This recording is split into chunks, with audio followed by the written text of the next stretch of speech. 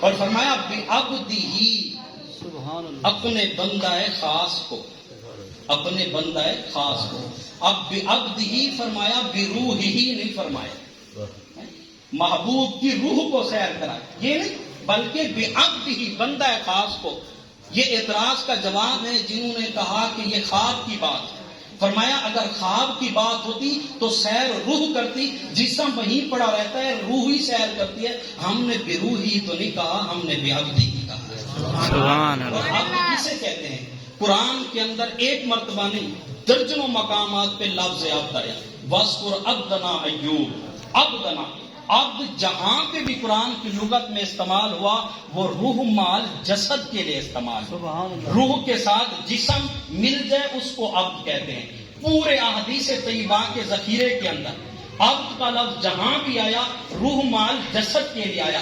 عربی لغات کے اندر جو عرب محاورے میں استعمال کرتے ہیں جہاں بھی عبد بولتے ہیں وہ روح مال جسد کو بولتے ہیں، جسم کے ساتھ روح مل جائے اس کو عبد کہتے ہیں. تو قرآن کیا کہہ رہا ہے؟ بروحی نہیں کہا، بعبد ہی کہا. فرمایا محبوب کی یہ روح کی سیر نہیں تھی، روح مال جسد کی سیر تھی. اور یہاں پہ بعبد ہی فرمایا، برسول ہی، بنبی ہی نہیں فرمایا. اس جملے کو بھی سنیں، بعبد ہی فرمایا، بنبی ہی، برسول ہی نہیں فرمایا. کیوں؟ نبی اور رسول ایک مقام ہے، نبوت کا ایک مقام ہے، رسالت کا ایک مقام ہے. لیکن اللہ کے محبوب جب جا رہے ہیں معراج پہ، اللہ نے پوچھا اے محبوب، دوست کے پاس جاتا ہے کوئی تحفہ لے کے آتا ہے، آپ کیا تحفہ لے کے آئے؟ سبحان اللہ. تحفہ کیا لے کے؟ یا اللہ وہ تحفہ لے کے آیا ہوں جو تیرے خزانے میں موجود نہیں. سبحان اللہ. العالمین، میرے خزانے میں کس تحفے کی کمی؟ مولا تیرے خزانے میں بے نیازی ہے، نیاز نہیں ہے. سبحان اللہ. تیرے خزانے میں اللہ الصمد، پر میں تیرے خزانے میں بے نیازی ہے، میں نیاز بن گیا ہے. تو محبوب نے مقام رسالت، مقام نبوت کو اس انداز سے پیش کیا.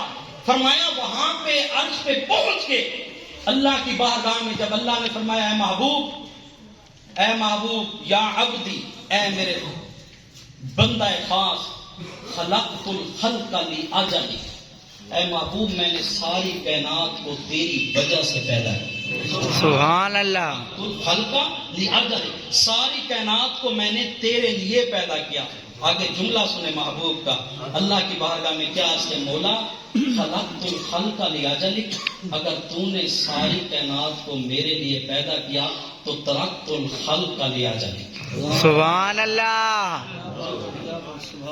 خلقت الخلق لاجلک، محبوب کا جملہ ہے ترکت الخلق لاجلک. اے اللہ اگر ساری کائنات کو تو نے میرے لیے پیدا کیا، ترکت الخلق لاجلک، ساری کائنات کو میں نے تیری وجہ سے ٹھکرا دیا. سبحان اللہ. تو نے پیدا کیا میرے لیے، میں نے ٹھکرایا تیرے لیے. وہاں پہ عبد خاص فرمایا محبوب ساری کائنات میرے عبد ہیں لیکن بے عبد ہی کوئی نہیں ہے. سبحان اللہ. بے عبد ہی ہے، بے عبد ہی ہے. وہاں پہ مقام رسالت، مقام نبوت کا جو تعین تھا، اللہ کے محبوب نے وہاں پہ عابد بن کے اللہ کو معبود بنا کے اس انداز سے اپنے آپ کو ان انوار و تجلیات میں گم کر دیا. اے محبوب، اے مولا یہاں پہ اگر ساری کائنات تو بنا رہا ہے میرے لیے تو ٹھکرا رہا ہوں تیرے لیے. سبحان اللہ. کائنات کو ٹھکرا رہا ہوں تیرے. اور عبد کی 3 قسمیں ہیں. ہمارے اصول فقہ اور فقہ کے اندر یہ جملہ اکثر نور الازا ہو گئی اور اصول الشاشی ہو گئی اور حسامی ہو گئی، نور الانوار، یہ ساری کتابیں جتنی بھی ہیں اس کے اندر ایک اصطلاح ہوتی ہے عبد کی اقسام. عبد غلام کو کہتے ہیں، اس کی 3 اقسام ہیں. ایک لحاظ سے وہ عبد مقاتب، عبد معتق الباز، وہ ایک علیحدہ ہے. ایک تیسری قسم آتی ہے عبد کی، ایک ہے عبد عتیق اور ایک ہے عبد عابد، ایک ہے عبد معزون. عبد عابد کہتے ہیں بھاگے ہوئے غلام، تھا مالک کی ملکیت میں لیکن اس سے جان چھڑا گیا، نکل گیا، وہ ہے عبد عابد. یعنی جان چھڑا کے نکل جانے والا وہ ہے عبد عابد. جس طرح یہود و نصارہ، کفار، مشرکین اور بعض مسلمان یہ اللہ کی دہلیز سے نکلنے والے یہ عبد عابق ہیں تو عبد اس کے لیکن عبد عابق ہیں. اور ایک عبد عتیق ہوتا ہے، وہ عبد جو مالک کی مکمل طور پر ملکیت میں ہے، مالک اس کے اندر تصرفات کرے، اس کی گردن کا بھی مالک ہو، اس کی کمائی کا بھی مالک ہو، اس کی ہر طرح کی ملکیت میں ہو، اس کو کہتے ہیں عبد مکمل طور پر من کل الوجوہ عبد. اور ایک ہوتا ہے عبد معزون، ایک ہوتا ہے عبد معزون. عبد معزون کہتے ہیں جس کو مالک نے اجازت دے رکھی ہو کہ میرا تجھ پہ اتنی کامل اعتماد ہے، اب جو تو کاروبار کرے، جو تو فیصلہ کرے، تیرا فیصلہ میرا فیصلہ، تیری بات میری بات، تیرا کلام میرا کلام. تو عبد ہی کے اندر عبد کامل سے مراد عبد معزون ہے. فرمایا اے محبوب، معزونیت تو ہم نے آدم علیہ السلام سے لے کر جناب عیسیٰ علیہ السلام تک ہر پیغمبر کو معزونیت دے رکھی تھی، لیکن تو میرا عبد خاص ہے، بے عبد ہی ہے. فرمایا ہم نے تجھے مکمل طور پر معزونیت دی ہے، تو میرا عبد معزون ہے. اب تیری بات میری بات، تیرا کلام میرا کلام، تیرا فیصلہ میرا فیصلہ، تیری بات میری بات. فرمایا واطیعوا اللہ واطیعوا الرسول وما رمیت اذ رمیت ولکن اللہ رمی. فرمایا اب تیری رضا میری رضا، تیری بات میری بات، تیرا فیصلہ میرا فیصلہ. سبحان اللہ. اس کو کہتے ہیں عبد معزون، مکمل طور پر اجازت دیا گیا. عبد معزون مکمل طور پر اجازت دیا گیا. اور اس آیت کے اندر اللہ رب العزت نے نہ اپنا نام لیا نہ محبوب کا نام لیا، سبحان اللہ. نہ اپنا نام لیا نہ محبوب کا. اپنی ذات کو تعبیر کیا الذی کے ساتھ، محبوب کی ذات کو تعبیر کیا بے عبد ہی کے ساتھ. مولا الذی تو ہر چیز کو کہتے ہیں. قبلہ تشریف فرمائے ہیں اور ماشاءاللہ ہمارے قاری ضیاء الحق صاحب کی درس نظامی مکمل یہ اصطلاحات پڑھائی جاتی ہے. الذی اس میں موصول کا صیغہ ہے. اس میں موصول الذی کا معنی ہوتا ہے ہر چیز، ہر چیز کو الذی کہتے ہیں. ہر چیز الذی، ہر چیز جو ذوی العقول سے ہو، ذوی العلوم سے ہو، وہ ہے الذی. ہر چیز کو الذی کہتے ہیں. اچھا، اب الذی مولا ہر چیز ہے اور تو نے خود کو بھی الذی کہا، اور عبد بھی سارے ہیں، ہم بھی عبد ہیں، محبوب کو بھی عبد فرمایا. فرمایا الذی ہر چیز ہے لیکن کامل الذی میں ہوں. اب سارے ہیں لیکن عبد خاص میرا محبوب ہے. یعنی یوں سمجھے، فرمایا الذی ہر چیز کو کہتے ہیں لیکن کامل الذی وہ ہے جو اسرا کا فاعل ہے. کامل الذی وہ ہے جو اسرا کا فعل ہے. بے عبد ہی سارے ہیں لیکن کامل بے عبد ہی وہ ہے جو اسرا کا مفعول ہے. سبحان اللہ. جو اسرا کا مفعول ہے. نتیجہ کیا نکلا؟ فرمایا اسرا بے عبد ہی الذی ہر چیز، کامل الذی اللہ کی ذات، بے عبد ہی سارے بندے لیکن عبد خاص محبوب کی ذات. نتیجہ کیا نکلا؟ فرمایا کہ الذی ہر چیز لیکن کامل الذی میں ہوں، اور بے عبد ہی ہر بندہ لیکن کامل بے عبد ہی میرا محبوب. کیوں؟ فرمایا کہ میں رب العالمین ہوں، میرا محبوب رحمت للعالمین ہے، مجھ پر خدائی ختم ہے، محمد پہ مصطفی. سبحان اللہ. اسرا بے عبد ہی. نعرہ تکبیر، اللہ اکبر. نعرہ رسالت، یا رسول اللہ، نعرہ رسالت، یا رسول اللہ. تاجدار ختم نبوت، زندہ باد زندہ باد، تاجدار ختم نبوت. زندہ باد زندہ باد. نوجوانوں کا لحاظ رکھ کے میں تھوڑی سی گفتگو کو آسان کروں. ذکر معراج تھوڑا سا حدیث کے حوالے سے عرض کروں. میرے آقا کریم صلی اللہ علیہ وآلہ وسلم جب سفر معراج سے واپس آتے ہیں، سب سے پہلے اس واقعے کا ذکر کیا حضرت سیدہ ام ہانی رضی اللہ تعالی عنہ سے. آپ نے عرض کی حضور اس واقعے کا ذکر آپ نے کسی سے نہیں کیا، اس لیے کہ لوگ پہلے تکلیف کرتے ہیں مزید اذیت دیں گے ہمیں تکلیف ہوگی، اور مجھے امر ہے مجھے حکم ہے، میں نے اعلان کرنا ہے اس پر. اور جب اعلان کیا قوم دو طبقوں میں تقسیم ہو گئی. ایک جو جن کی بنیاد تھی ہی عقل پہ، جن کی بنیاد عقل پہ تھی، جس کو اقبال نے کہا عقل کو تنقید سے فرصت نہیں، عقل کو تنقید سے فرصت نہیں. وہ کفار کا طریقہ تھا، عقل کی بنیاد پہ سوچے یہ کیسے ممکن ہے، رات کے تھوڑے سے عرصے میں اتنی لمبی سیر ہو جائے، یہ کیسے ممکن ہے. انکار کر دیا. انکار کرنے کے بعد رکے نہیں، کہا کہ ہمیں یہ تو پتہ ہے آپ کا بچپن ہمارے سامنے، آپ کی جوانی ہمارے سامنے ہے. انہوں نے مسجد اقصیٰ تو دیکھنی، نشانیاں پوچھتے ہیں کتنی دروازے تھے، کتنی کھڑکیاں تھیں، یہ سارے سوالات احادیث طیبہ میں موجود ہے. پوچھتے رہے. اللہ نے کیا کرم کیا، محبوب کے سامنے مسجد اقصیٰ کا منظر رکھ دیا. سبحان اللہ. سوال کرتے تھے میرے محبوب گن گن کے بتا رہے تھے.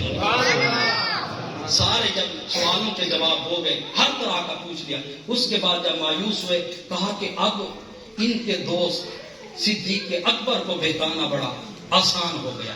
لیکن ان کو پتہ نہیں تھا کہ امام الانبیاء نے کیا فرمایا، لو حسنا ایمان و ابی بکر، فرمایا اگر میرے بکر صدیق کے ایمان کو ایک پلڑے میں رکھا جائے اور میری پوری امت کے ایمان کو دوسرے پلڑے میں رکھا جائے، صدیق کے اکبر کا ایمان ساری امت کے ایمان سے بڑھ جائے. سبحان اللہ. حسنا ایمان و ابی بکر. سبحان اللہ. کہا اب تو آسان ہو گئے. جناب سیدنا صدیق اکبر کے پاس گئے. اے ابوبکر صدیق، اگر کوئی آدمی یہ کہے کہ میں راتوں رات مسجد حرام سے مسجد اقصیٰ تک پہنچا، مسجد اقصیٰ سے میں لامکان تک پہنچا، ایسا کوئی ممکن ہے؟ فرمایا عقل تو نہیں مانتی. کوئی اور کہے نہیں مانتا، اگر ماہی مصطفیٰ نے کہا ہے تو بن دیکھے مانتا. سبحان اللہ. کملی والے آقا نے کہا ہے تو بن دیکھ کے مانتا ہوں. صدیق اکبر نے ایمان کی بنیاد عقل پہ نہیں رکھی تھی، عشق پہ رکھی تھی. عقل کی تو یہ دلیل ہے، عقل کامل کی. عقل اگر بغیر دیکھے مانے وہ عقل ناقص ہے. عقل ہمیشہ دیکھ کے مانتی ہے. اگر عشق دیکھ کے مانے وہ عشق ناقص ہے. عقل کی بنیاد ہے دلائل پہ. عقل دیکھ کے مانتی ہے، عشق بین دیکھ کے مانتا ہے. جو عقل بین دیکھ کے مانے وہ عقل ناقص ہے، کامل نہیں ہے. اور جو عشق دیکھ کے مانے وہ ناقص ہے. عشق کامل وہ ہے جو بین دیکھ کے مانے. سبحان اللہ. موازنہ کروں، جناب سیدنا صدیق اکبر نے آج کے اہل علم کی طرح انہوں نے ایمان کی بنیاد عقل پہ نہیں رکھی تھی، عشق پہ بنیاد رکھی تھی. سبحان اللہ. قرآن کو کہنا پڑا فَإِنْ آمَنُوا، اگر یہ لوگ ایمان لے آئیں اس طرح بِمِثْلِ مَا آمَنْتُمْ بِهِ، جس طرح کہ اے جماعت صحابہ تم ایمان لے آئے ہو. سبحان اللہ. تم ایمان لے آؤ، یہ لوگ بھی اس طرح ایمان لے آئے. فَقَدْ اقْتَدَوْا، جس طرح تم کامیاب ہو گئے ہو یہ بھی کامیاب ہو جائے. سبحان اللہ. صحابہ کے ایمان کی بنیاد عقل پہ نہیں تھی، عشق پہ. میلاد کہاں لکھا ہے؟ انگوٹھے چومنا کہاں لکھا ہے؟ مزارات کی حاضری کہاں لکھی ہے؟ یہ عقل کو تنقید سے فرصت نہیں. عقل کو تنقید سے فرصت نہیں. عشق پر اعمال کی بنیاد رکھ. یہ عشق پر اعمال کی بنیاد جماعت صحابہ کی تھی. سیدنا صدیق اکبر کا یہ جواب احادیث طیبہ میں موجود. عقل سے کام نہیں لیا. فرمایا کوئی اور کہتا ہے تو نہیں مانتا، ماہی مصطفیٰ کہتا ہے تو بن دیکھے مانتا. سبحان اللہ. ان کے ایمان کی گواہی وہ منظر بخاری شریف کی حدیث، میرے آقا کریم صلی اللہ علیہ وسلم کے ایام علالت میں جناب سیدنا صدیق اکبر رضی اللہ تعالیٰ عنہ نے 17 نمازیں پڑھائیں. اور ذرا عشق کی بات چل پڑی، تھوڑی سی عشق کی بنیاد کو دیکھے صحابہ کرام کی 17 نمازیں کریم آقا صلی اللہ علیہ وسلم کے ایام علالت میں پڑھا رہی ہیں. ادھر سے آخری ایام تھے دنیا سے میرے آقا کے پردہ فرمانے کے. میرے آقا کا ارادہ بنا جماعت صحابہ کو دیکھوں کس طرح میرے غلام نماز پڑھ رہے ہیں. آقا کریم صلی اللہ علیہ وسلم حضرت مولا کائنات حضرت علی المرتضی شیر کرم اللہ وجہہ اور حضرت سیدنا عباس رضی اللہ تعالی عنہ آقا دونوں کے کندھوں پہ سہارا لے کر مسجد نبوی میں تشریف لاتے ہیں. آپ نے ارادہ فرمایا آخری صف کے اندر بیٹھنے کا، لیکن صحابہ کرام کو علم ہوا، فوری جماعت صحابہ نے گنجائش پیدا کی، حالت نماز میں ہیں اور گنجائش بنا رہے ہیں امام الانبیاء کی خاطر. آپ تھوڑا سا منظر سامنے لائیں، اگر آپ نماز کی حالت میں ہو، جتنی بڑا شیخ القرآن آ جائے، جتنی بڑا شیخ الحدیث آ جائے، جتنی بڑا شیخ المنطق آ جائے، جتنی بڑا شیخ الفقہ آ جائے، جتنی بڑا شیخ الاصول آ جائے، لیکن کبھی آپ حالت نماز میں اس کا احترام نہیں کریں گے، کیونکہ رب کی بارگاہ میں کھڑے ہیں. لیکن عقل کو تنقید سے فرصت نہیں، عشق پر اعمال کی بنیاد ہے.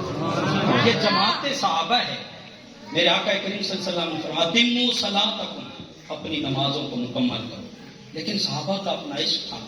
میرے آقا کے لیے گنجائش بنائی، میرے آقا وہاں پہ کھڑے ہوئے. اگلی صف والوں کو علم ہوا، پھر انہوں نے گنجائش پیدا کی ہماری پیٹھ کی ہو، حالت نماز ہے، بخاری شریف ہے، حالت نماز ہے بخاری شریف. اگلی صف والوں نے، میرے آقا نے پھر کہا اتموا صلاتکم، اپنی نمازوں کو مکمل کرو. پھر آقا صحابہ کرام نے گنجائش پیدا کی، میرے آقا اگلی صف میں چلے گئے. جتنی صف تھی، حتیٰ کہ امام کے ساتھ جو متصل صف ہے، اللہ کے محبوب وہاں تک پہنچ گئے. یہ صحابہ کرام گنجائش بناتے رہے. سیدنا صدیق اکبر رضی اللہ تعالیٰ عنہ نماز کے اندر مستغرق ہے. صحابہ کرام نے دیکھا کہ آقا تشریف لا چکے ہیں اور ادھر حضرت سیدنا صدیق اکبر کو علم نہیں ہوئی. اب کیا کیا، حالت نماز میں ہاتھ باندھے ہوئے، نماز کی حالت میں اپنے دائیں ہاتھ کی ہتھیلی بائیں ہاتھ کی پشت پہ مار کے یوں کرتے ہیں. سبحان اللہ. مسجد نبوی کے اندر مطلع کر رہے ہیں صدیق اکبر امام الانبیاء تشریف لے آئے ہیں، آپ پیچھے تشریف لے رہے ہیں. سبحان اللہ. بول تو نہیں سکتا انسان، مطلع کر رہے ہیں حالات نماز میں. میرے آقا نے پھر کہا اتموا صلاتکم. سیدنا صدیق اکبر نے جب یہ دیکھا فوری پیچھے پلٹ گئے. اللہ کے محبوب مصلی امامت پہ آئے، آپ نے بکیا رکھتے بیٹھ کے پڑھا. امام الانبیاء نے رکھتے. آج تک یہ شرعی مسئلہ ہے، اگر امام کو شرعی عذر ہو، اگر بیٹھ کے جماعت